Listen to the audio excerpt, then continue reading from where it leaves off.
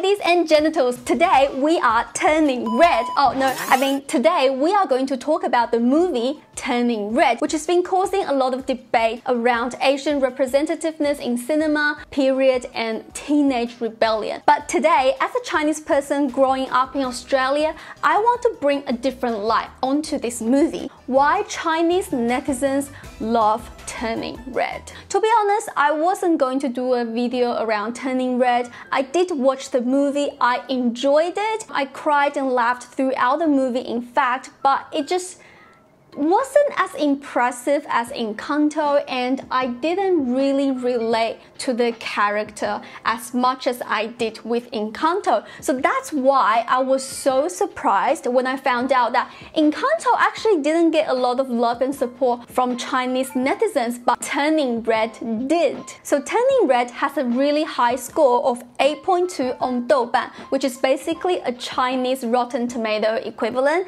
and Encanto only has 6.5, just making the pass. Can you believe it? Anyways, here's my analysis of why Chinese netizens love Turning Red, and I'll also add my few cents of input of what I think about the movie and my thoughts after watching the movie. The first thing that people liked was the cuteness. Come on, who doesn't like cute red pandas? You know how much we love cute stuff.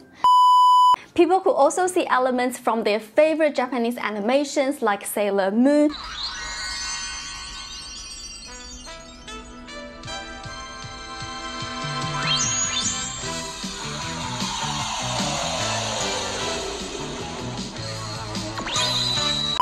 The Girl Who Leaped Through Time, Totoro, the watery Japanese anime eyes, you know what I'm talking about.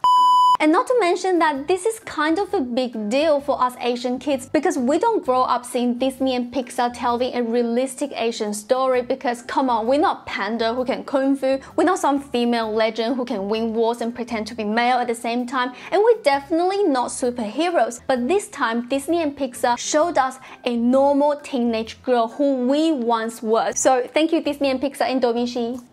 Chinese netizens also commented on the Chinese elements being used in the movie being appropriate and authentic. Something to do with the Ming Dynasty. I'm not too sure because I am not an expert on Chinese history or Chinese clothing, but if you are, do enlighten us with your knowledge in the comment below, please. The second thing that people commented on was how relatable Mei Mei is. Okay, I'm not saying that every Chinese kid had a mom like Ming. In fact, a lot of Chinese netizens commented on how Ming is really exaggerated helicopter tiger mom and criticizing how this reinforces the Asian parent stereotype. But on the other side, there are also people who are saying Ming is exactly my mom, or they've seen other moms who behave like Ming and would even embarrass their kids in public without really realizing how much emotional damage that could cause to their kids. By the way, emotional damage.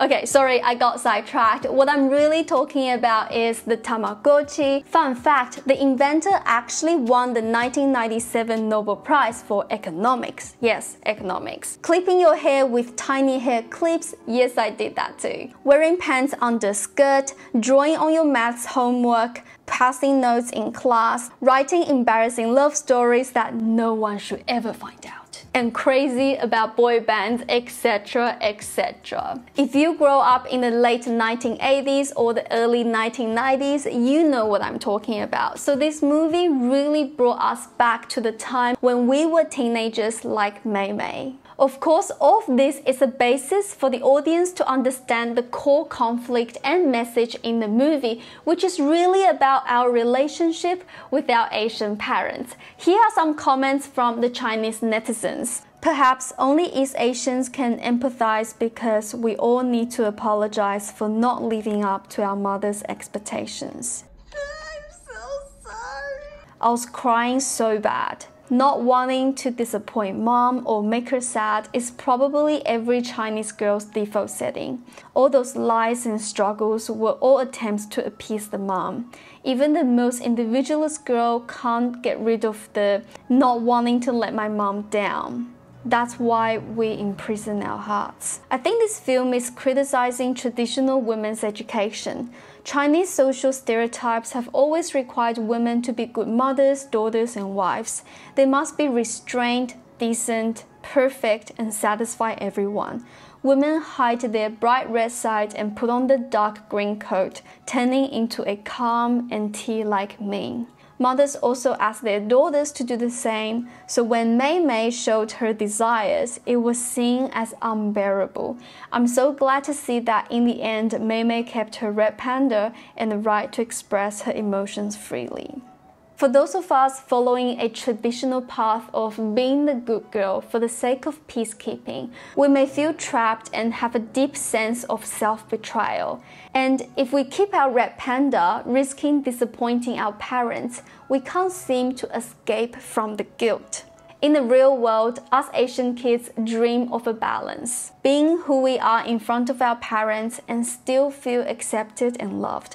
But is it even possible? As far as I know, not many people tried, and for those who tried, not many people succeeded. So more often than not, we become distanced or estranged from our parents once we grew up. That's why it was so therapeutic when we see how Mei Mei and Ming showed us an alternative. The farther you go, the prouder I'll be.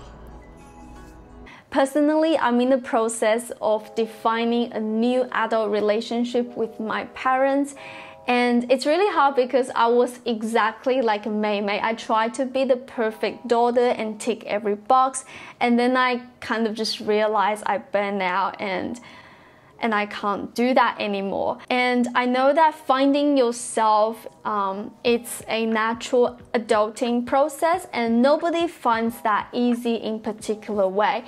But having an Asian background, I feel adds a little bit more constraint in that whole adulting and growing up process because especially Chinese culture is heavily centered around the idea of xiao or filial, what's it called? Filial piety. What is that? Okay, I only know xiao, okay.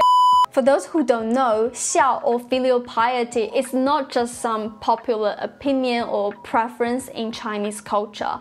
It is deeply rooted in Chinese social structure and was also incorporated into the law. It specifies moral norms, what's acceptable and what's not acceptable in a parent-child relationship. And if you think it only applies to families, you're wrong. Filial piety not only specifies norms within the family, but it's also a cornerstone of how social and moral values are founded in China in order to create a stable society. For example, how you treat your parents could impact your reputation among your peers and at work. Now it should make a lot more sense why we worship our ancestors, which are our parents. To be honest, after reading Chinese netizens' comments and thoughts on Turning Red, I feel really comforted because I realize it's not just my struggle as a Chinese person living overseas. In fact, a lot of us with an Asian background is finding our own ways through adulthood and inventing new ways to honor and respect our parents